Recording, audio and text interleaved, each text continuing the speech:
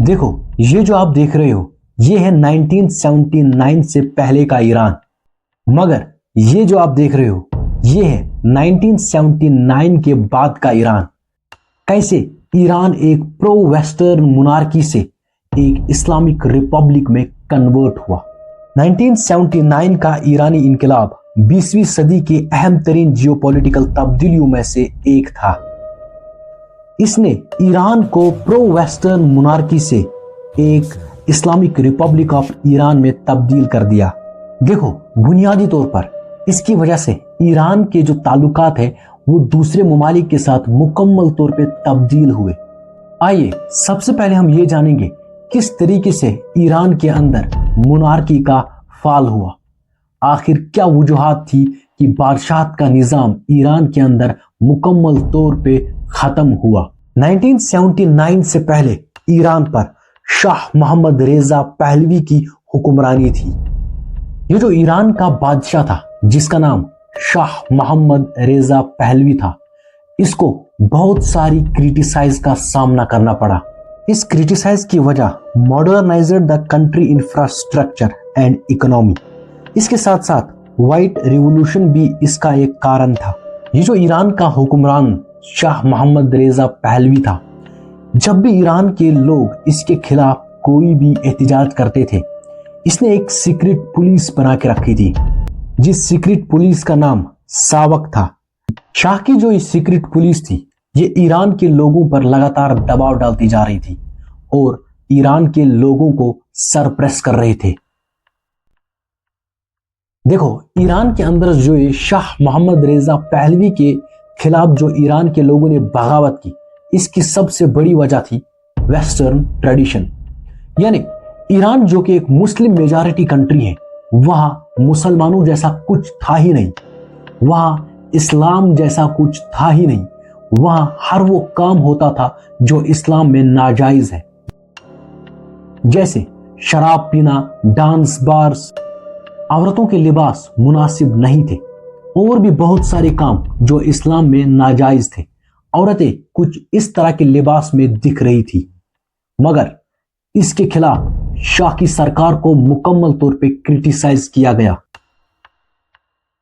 اور اس کے ساتھ ساتھ جو شاہ کی سرکار کے خلاف بغاوت ہوئی اس کی اور ایک وجہ تھی، وہ تھی اکنامک ان ایکویلٹی۔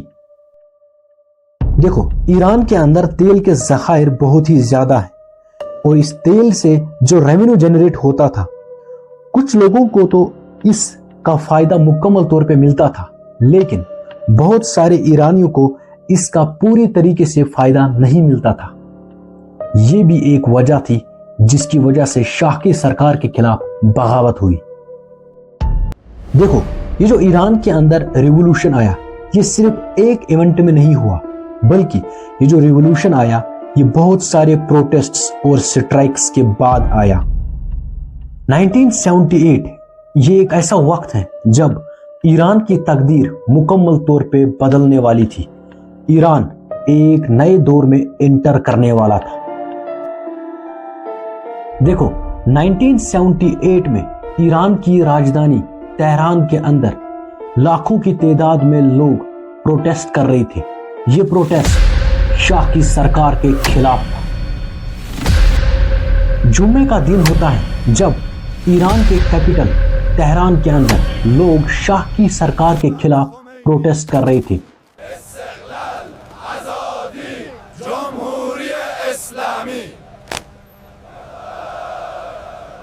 مگر پروٹیسٹ کے دوران جو گورنمنٹ کے آفیشل ٹروپس تھے انہوں نے ان لوگوں پر اوپن فائر کی۔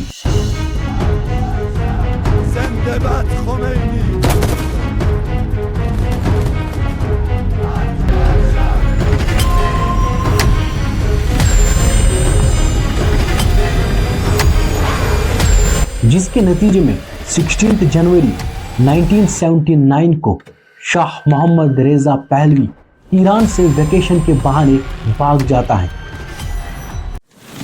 اور اس کے بعد یہ ایران کبھی بھی واپس نہیں آتے ہیں۔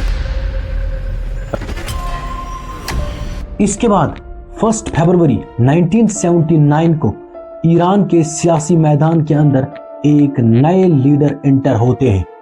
جس کا نام ہوتا ہے آیت اللہ روح اللہ خیمانی۔ یہ وہی شخص ہے جس کو ایران سے نکال دیا گیا تھا، اس کو ملک بدر کیا گیا تھا اور 15 سال تک یہ ایران سے باہر رہے۔ اب 15 سال بعد آیت اللہ روح اللہ خیمانی اپنے وطن ایران واپس آئے۔ جب آیت اللہ روح اللہ خیمانی اپنی سرزمین ایران واپس آئے، لاکھوں کی تعداد میں لوگ آیت اللہ روح اللہ خیمانی کا استقبال کرتے ہیں۔ ٹھیک اس کے 10 دن بعد یعنی 11 فروری 1979 کو ایران کی جو فوج ہے وہ یہ اعلان کرتی ہے کہ پرانے دور کا یہاں خاتمہ ہوتا ہے اور اب ایک نئے دور کا آغاز ہوگا۔ آفیشلی وکٹری اناؤنس کی جاتی ہے ایران کے ان لوگوں کی جنہوں نے شاہ کی سرکار کے خلاف احتجاج اور بغاوت کی تھی۔ یہاں سے شروعات ہوتی ہے ایک نئے دور، نئے نظام کی۔ مارچ 1979 کو اسلامیہ جمہوریہ ایران کا اعلان کر دیا جاتا ہے۔ ایران کے اندر جو یہ نئی حکومت آئی یہ ولایت فقیہ کے اصولوں پر قائم کی گئی۔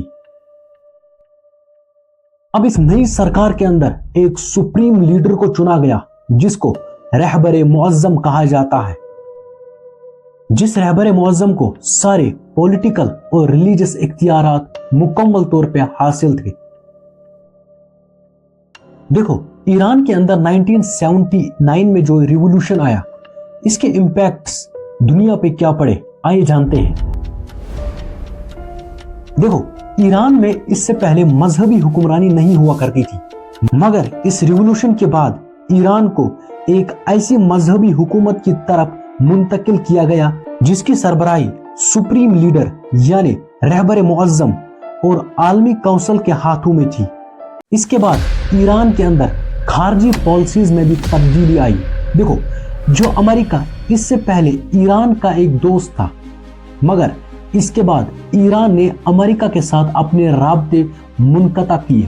دیکھو اس سے پہلے کی سرکار جو تھی وہ پرو ویسٹرن سسٹم کو اپنا رہی تھی۔